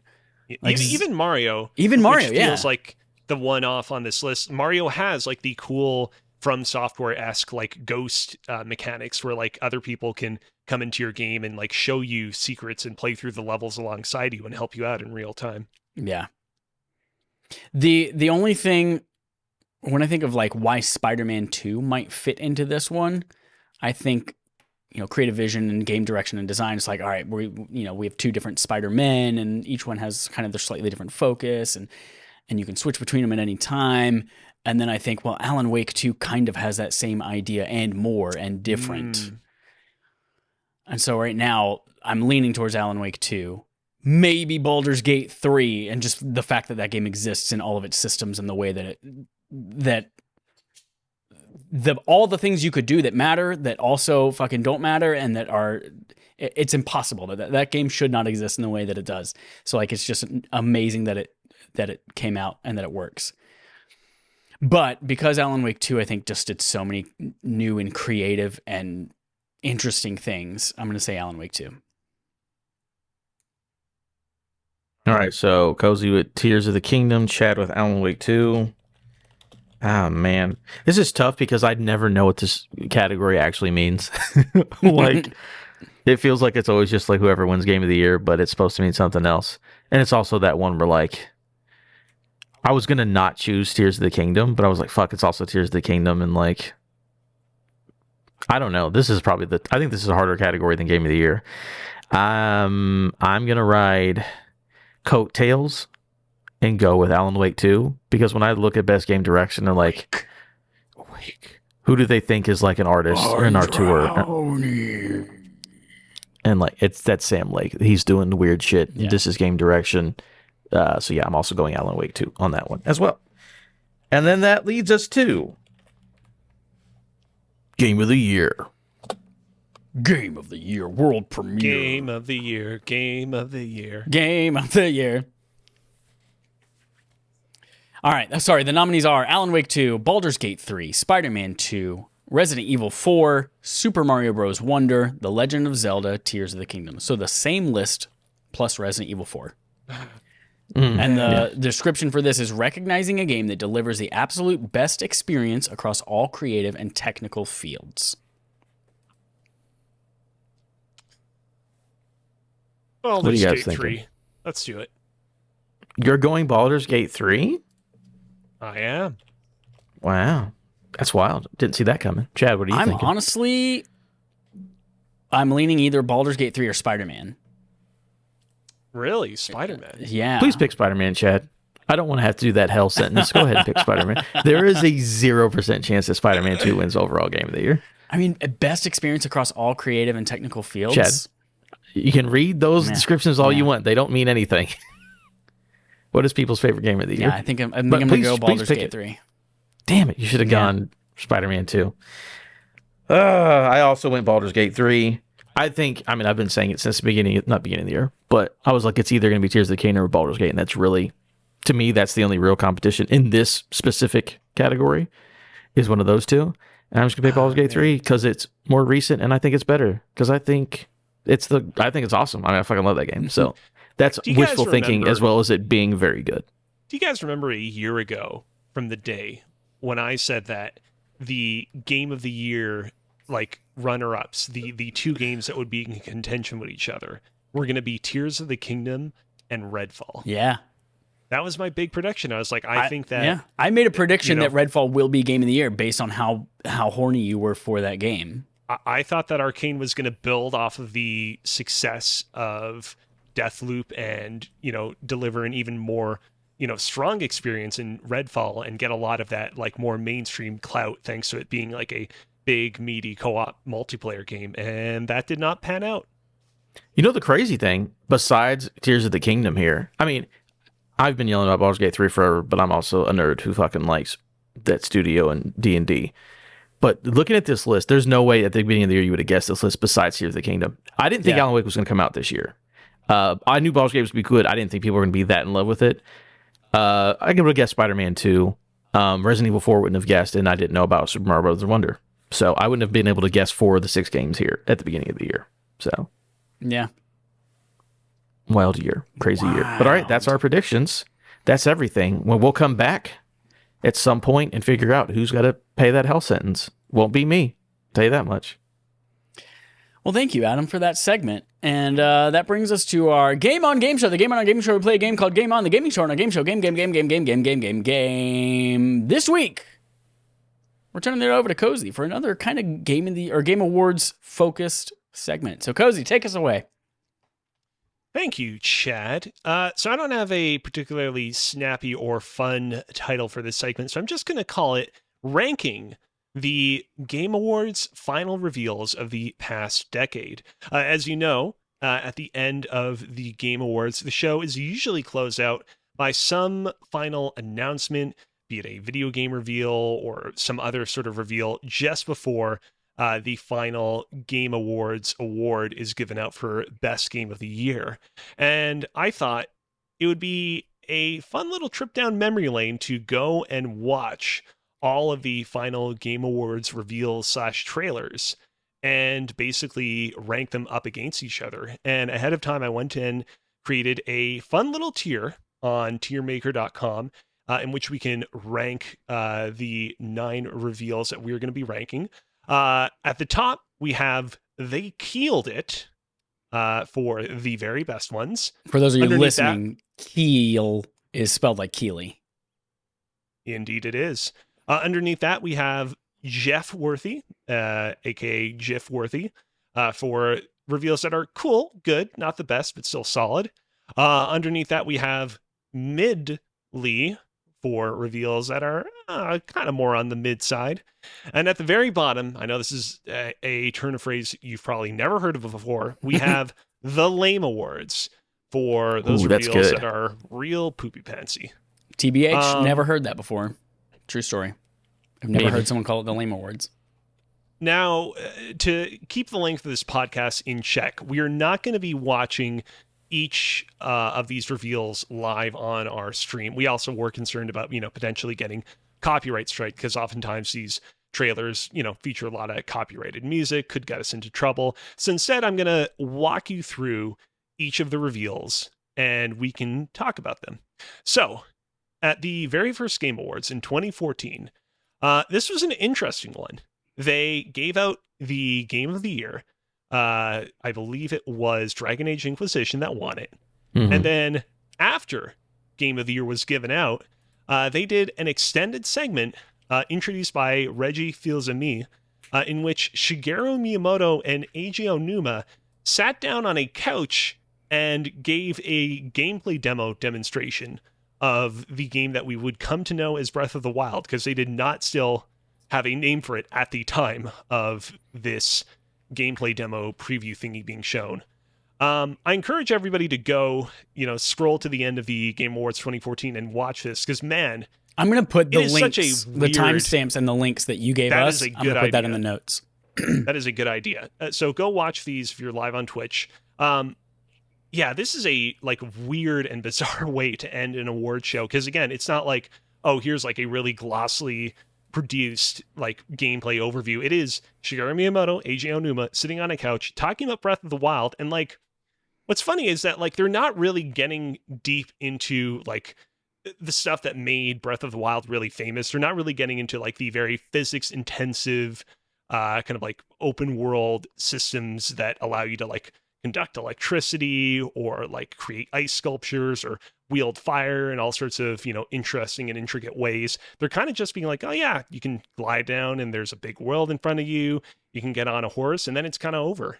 And the horse doesn't bump into trees because real horses don't bump into trees that much.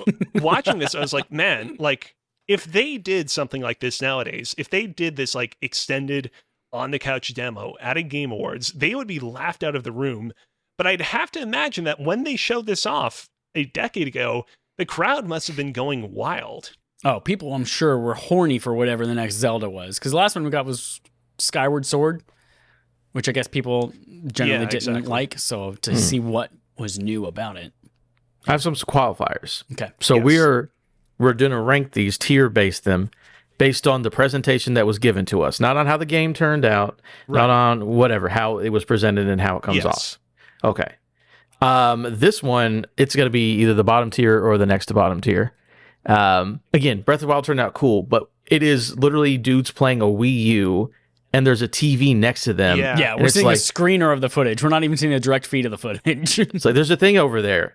Cool. Let's go to that. Goodbye, guys. And it's like, I don't give a fuck about this Wii U game. Based on that again, I know the game turned out good. Yeah. Based on that presentation, it's awkward. It's weird, and it's like dudes playing a thing off of a screen that's in the corner of the shot. Like, also, it is not good. Like they're running past these trees, and they're like, "Look at these trees." And Miyamoto says, "I think in a different time I saw apples on those trees." Like they didn't show the apples on the trees. They're like, "Oh yeah, I think I saw apples on those trees one time." And the guy's like, "Yeah, and you can eat them." Cool. It's very weird and awkward. I guess obviously the game turned out good, but I think this presentation is very bad. I think just the fact that it is at the time next gen Zelda, I think that bumps it up a tier for me to either midly. Yeah, probably. But it wasn't next gen. It was still on Wii U. They were showing the Wii U version. Well, this is the end of the Wii U's life cycle. Well, then we had not had a Zelda yet on Wii U, so this would be the next. This is the first Zelda we saw on this console. Also, funnily enough, this is 2014 is when we saw this. And at the very end of it, they're like, look forward to the Wii U Legend of Zelda coming in 2015. Oh my God, and it's 2 years after that. Yeah. Jesus Christ. Yeah, saying also coming exclusively to Wii U in 2015 is what they said. Mm. It's not, this is not the worst of all these reveals, but like at the end of the day, yeah, I think I would actually put it in the Lame Awards as well. Sorry, Chad. Mm-hmm. We've got 2 votes 2 for to 1. Awards. Lame Awards. All right. We're going to Lame Awards it. And so, yeah, that was the final reveal for the Game Awards 2014. 2015, the reveal trailer for this one was actually shown before the final Game of the Year was given out, and it was a new trailer for Telltale's The Walking Dead Michonne, the 3-part episodic series that they did surrounding, or rather revolving around the character of Michonne, as featured in the TV series, Robert Kirkman comics, and of course the games. If it sounds like I'm stalling for time on this one, it's because there's really not a lot to say about this one. It's like a 32-second trailer. Like, it is so really short. It's nothing. The thing to keep in mind about this one is that this was at the height of Walking Dead popularity. This was the year before Negan came in and everyone dropped off the show. This is at the height of when Michonne specifically was so cool. Like, everyone was like, oh, fucking Michonne walking around with a samurai sword. That's the coolest thing I've ever seen in my life.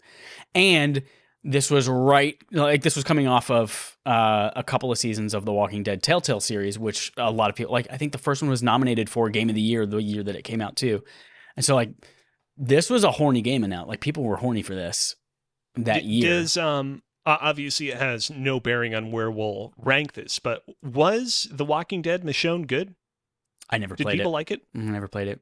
Yeah, I didn't play it. I think it was fine. I think people were like, yeah, it's pretty good. I don't think it's season 1 heights of people liking it, but people are like, yeah, that was an alright one. I'm going to say that this is another The Lame Awards, but I think this might be the last Lame Awards. You think so? Possibly. We'll see. We'll get there. I would say it's either midly or Lame Awards, because again, at the time, I get, it was whatever.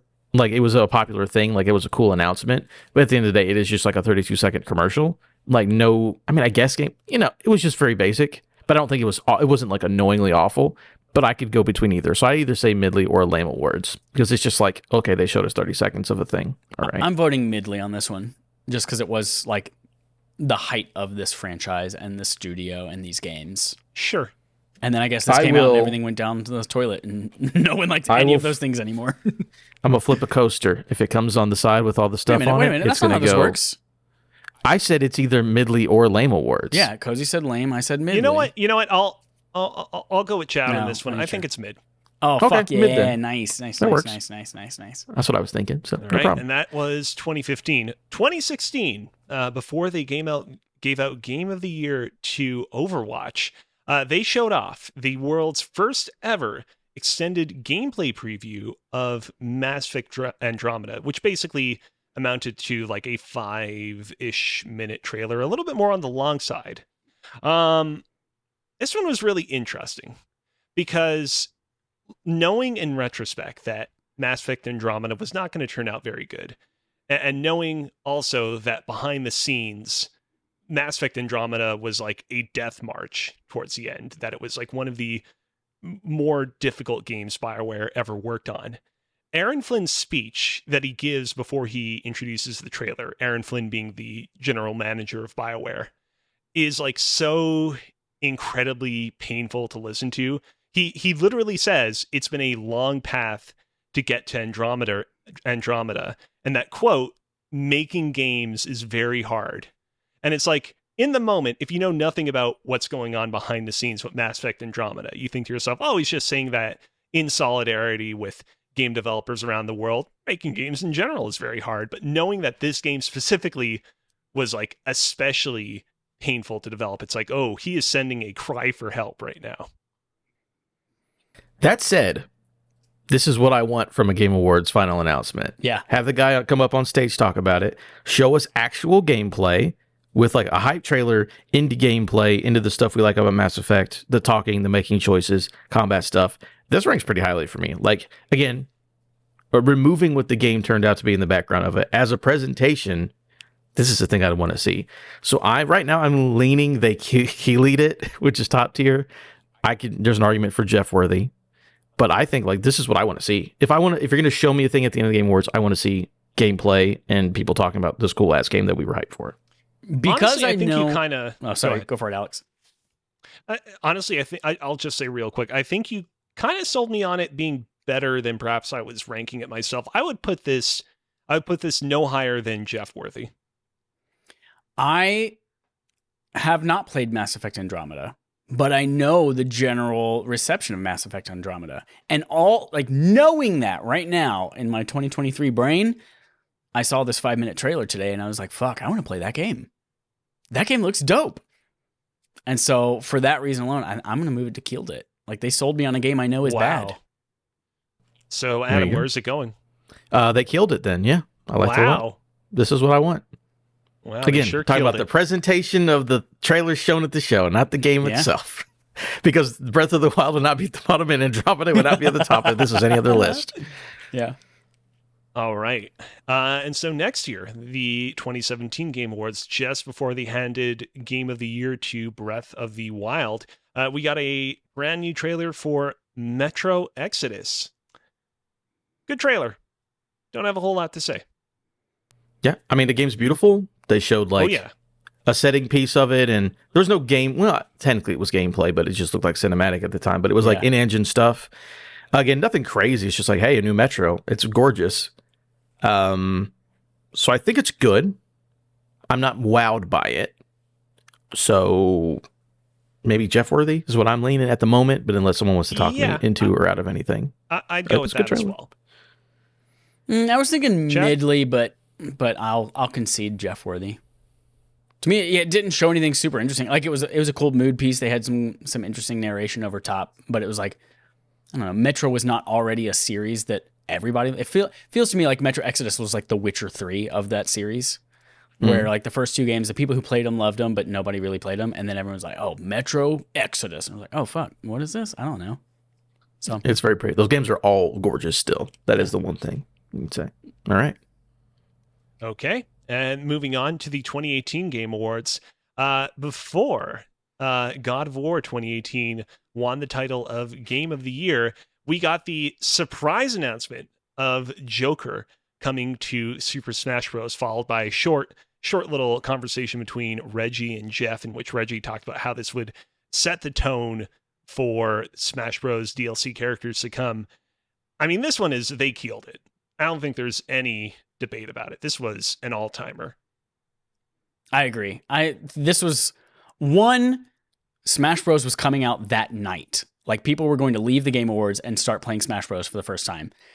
Two, it, as you mentioned, like, it defined this is the type of thing that we're going to see from downloadable characters. But then three, this was a really cool and interesting in-game way to, not in-game, but like in the world of Persona way to introduce the concept of like Smash DLC characters, where it starts out as something Persona related. We're like, oh, what is this? Oh, hey, Persona 5, cool, whatever. And then you're like, oh, they got an invitation with a Smash logo on it. And oh, they're going to be in Smash? This is a Smash reveal? Like, that kind of, that was hype. I remember that moment very clearly. That was very hype. And I don't even care about Persona. Yeah. The only upsetting thing about this trailer is I think that they cut out the audience audio when they showed it, so you don't hear people screaming. I was like, there's no way people aren't fucking losing their mind right now, but you don't hear it in that video. I was like, fuck. Yeah, no, it's absolutely killed it. Yeah. It's top tier. And also, gotta love, this is something that like can be cheesy if done wrong, but I think was done well with this trailer, is that they directly call out and reference the Game Awards. They're like, oh, we're breaking into the Game Awards. We're here to steal something? No, we're here to receive something. Yeah, and like should be cheesy, but turn the lights out on Jeff mid-sentence, and Jeff's like, what's going on? Boom, Joker jump. I was like, that was cool. Next one. 2019. Before Sekiro won Game of the Year 2019, Michelle Rodriguez and Vin Diesel of the Fast and the Furious fame came out and revealed Fast and Furious Crossroads, the Fast and Furious tie-in spin-off video game. Here's the thing. I will not accept this going below Jeff Worthy. What? Obviously, we know it's a stupid game, but the fact that they got again, Fast and Furious, extremely popular franchise. They got fucking Vin Diesel and Michelle Rodriguez to show up in person. And then they fucking turn on the game and, Vin, I'm in the video game we're here with the family. And again, the game itself is actually not very good, but just watching, it's like, yeah, cars are racing around and the people are here. I thought it was a hype trailer. It's not exciting. The game itself is not exciting, but the presentation was great. Remember watching this.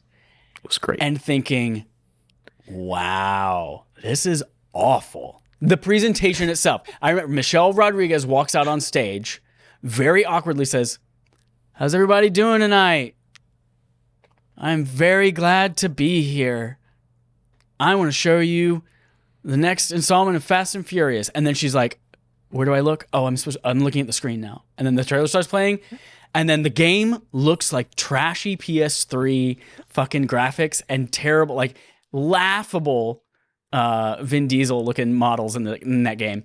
And then afterwards, she says, I have a very special guest, Vin Diesel. And he walks out. He's clearly nervous as shit. The people behind the scenes are trying to have to tell him, don't bend down to talk into the microphone. And then he acknowledges that and tells that, like, oh, they're telling me not to bend down. And then you see him trying to open the envelope and his hands are like super shaky. It's like, no, they are very uncomfortable. It is awkward wonderful. as shit.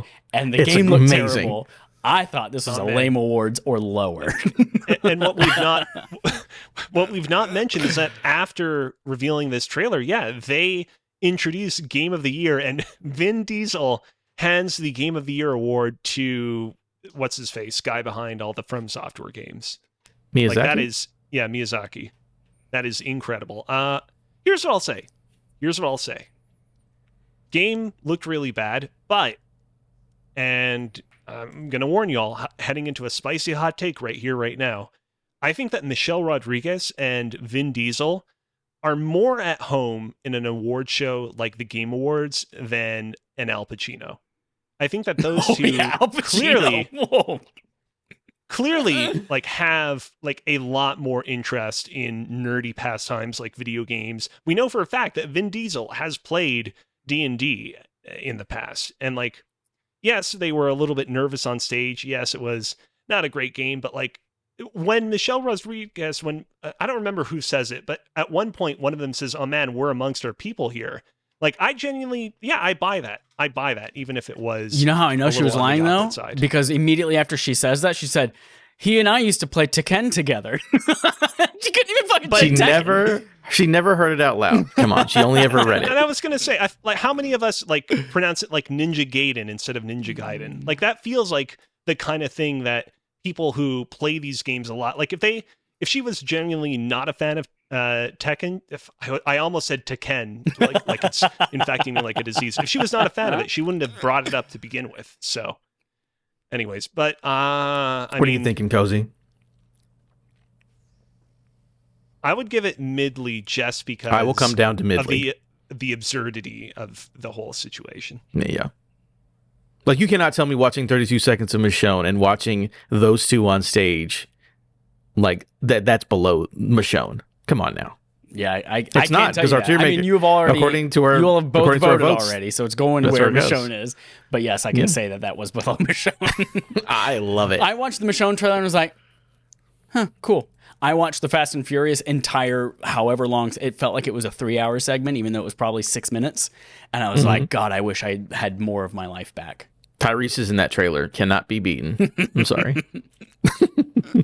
All right, and with that out of the way, we are moving on to the 2020 Game Awards. Before Game of the Year was rewarded to whoever it was that year, I can't remember. You guys remember? 2020 was, no, I can't remember. Pandemic completely wiped our memories. Yeah, pandemic was weird. No, wouldn't have been Doom. Now Wouldn't have I'm been gonna Animal look it up. Crossing. Yeah, I don't know. Or like the two games that came out before everything went to hell. Anyways, before whatever won its award that year, Last of Us we Part got 2. right. Oh, yeah, that's that it. is 2020. Yeah, you're right. We got a trailer for the upcoming Mass Effect, which I think we will all agree will probably be titled Mass Effect Will Continue, because that's what it said at the end of the trailer. Here's the thing. We're returning once again to Hot Take Central.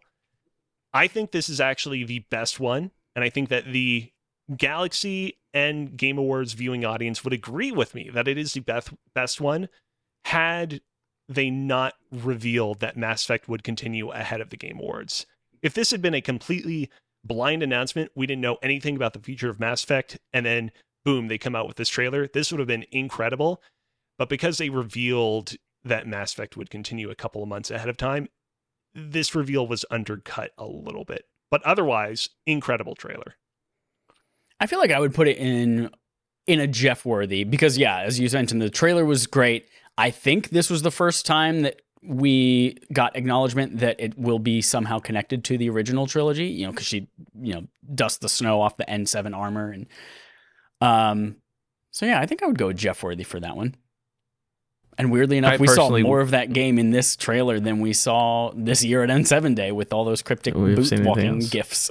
Well, no, that was a full... No, this trailer was longer, but that was a full trailer of someone walking around. It was like 10 seconds, but yeah. I mean, I personally probably say they key lead it because, again, it is like a hype-ass fucking trailer. But Jeff Worthy's also makes sense because there's no gameplay or anything. But it was very cool. Be like, oh, shit, they're doing it. So, I would go, they key lead it. Let's go. All right. Oh. Keely. Look at Mass Effect just owning fucking Game Awards up here. Right, yeah.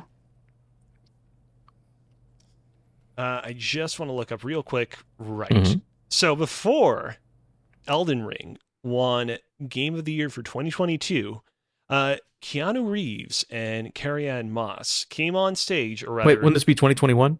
Yes. Oh, shit. I completely forgot to put 2021 in my notes. Real quick. Oh, no. We're trying to think of who won 2021. Oh, shit. And I definitely looked this up ahead of time. This wasn't a case where I literally entirely skipped over 2021. Hold on. The Game Awards. How did I miss this? I mean, you have I'm so 2022 sorry. in there twice, so I assume you got everything else about it right.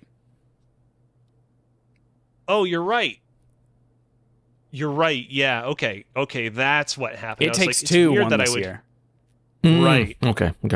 Right. Okay. There we go. That's what happened. I accidentally put 2022 in there twice, and one of them was actually 2021. Sorry, everybody. We have resolved the problem. Before It Takes Two was awarded Game of the Year for 2021. Keanu Reeves and Carrie-Anne Moss came on stage digitally to show a clip from The Matrix Resurrected and then reveal The Matrix Awakens, the Unreal Engine 5 demo that was made available that night.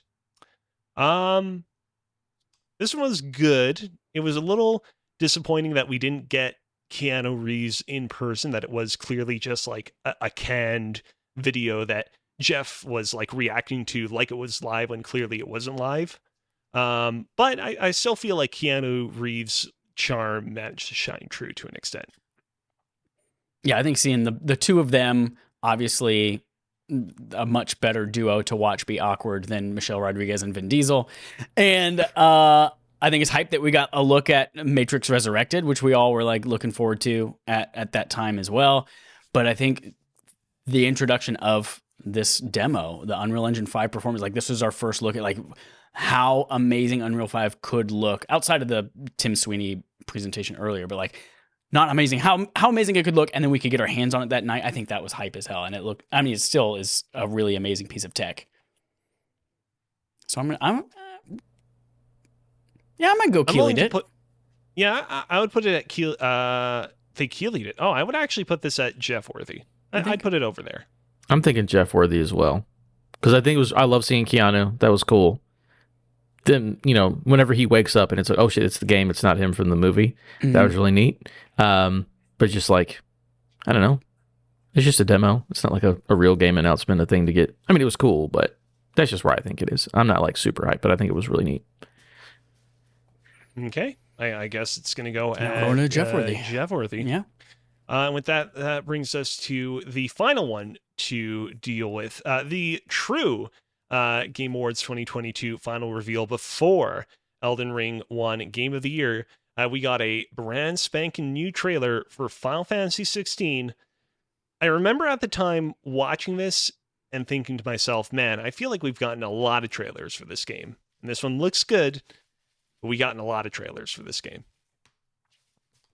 I watched this one, and I'm not going to lie, my entire body got covered with goosebumps, and I was like, fuck, how did this game not get into the Game of the Year category? But I don't remember feeling that way when I saw it. Like, I remember seeing it live and being like, man, that looks like a cool game. But I don't remember being like, I have to play that game right now, until I played the demo in like May of this year. I thought it was a dope trailer. Lots of cool stuff. You hear what's his face say, Joshua, yeah. Clive. I would say if we're looking at the tiers as they are right now, like this was definitely a much more hype trailer and got me going more than Metro did. And so I would say Jeff Worthy. Cozy, what are you thinking? Yeah, I think I'd put it at Jeff Worthy as well. Here's the thing: if this goes in the Fast and Furious tier, I'm gonna leave this podcast forever. No. This is better than Fast and Furious. Yeah, this is 100% no doubt better than about Fast that. and Furious. I suppose so. There should be one in between those two. I watched the trailer. I mean, I also just don't care about Final Fantasy. It's like, yeah, there's stuff on the screen. Cool. But that's also just me. But yeah, when you compare it, like, is it the same level as Walking Dead or Fast and Furious? Yeah, I guess we should put it in Jeff Worthy. Yeah. All right, so to recap, at the Keeled It tier, so the top tier of our tier maker thing, the reveals for Mass Effect Andromeda, Joker in Smash Bros., and Mass Effect Will Continue, the game, based on the movie, based on the game, based on the book pushed by Sapphire. And then the second tier, Jeff Worthy, is Metro Exodus, Matrix Awaken, Unreal Engine 5 Experience, and Final Fantasy 16. The mid-lee tier, Walking Dead Michonne, Telltale Series, Fast and Furious Crossroads. And I did not expect this to be the lone lame award, Zelda Breath of the Wild, or at the time, the Wii U exclusive 2015 untitled Zelda game. Mm-hmm. Zelda will continue. Zelda will continue. Yeah.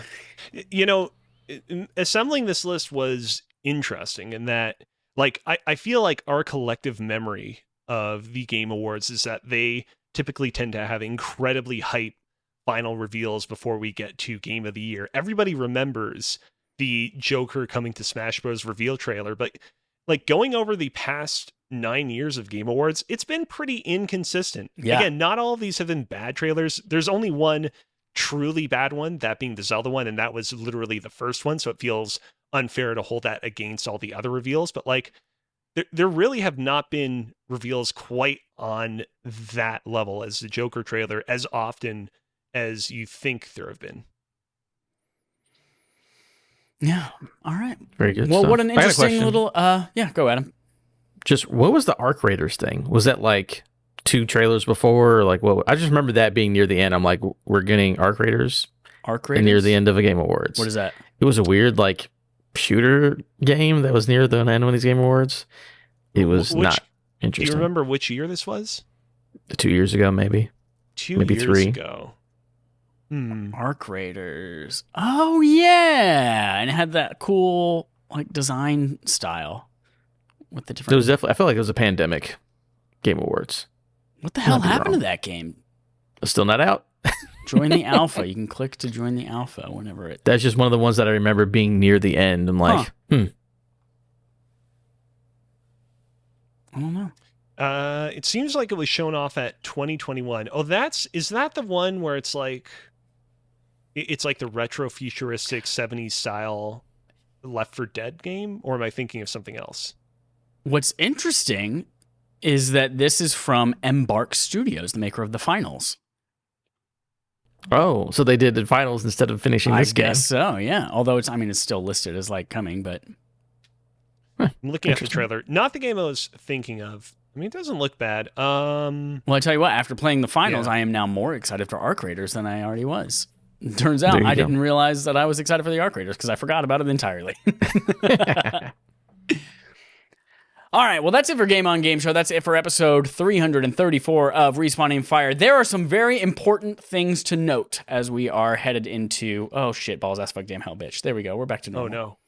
Oh, no. There's some very important things to note. One, if you responded to our Patreon survey about receiving a special physical thing, that thing is getting to me this week is the estimate. There's a chance that there's a very small chance that I might be gone before the thing gets here. So it might be turned from a holiday thing to a New Year thing. But just know that that's coming. Actually, you know what? If that's the case, I will send something else that was already planned to go in its place. So you will get something this December.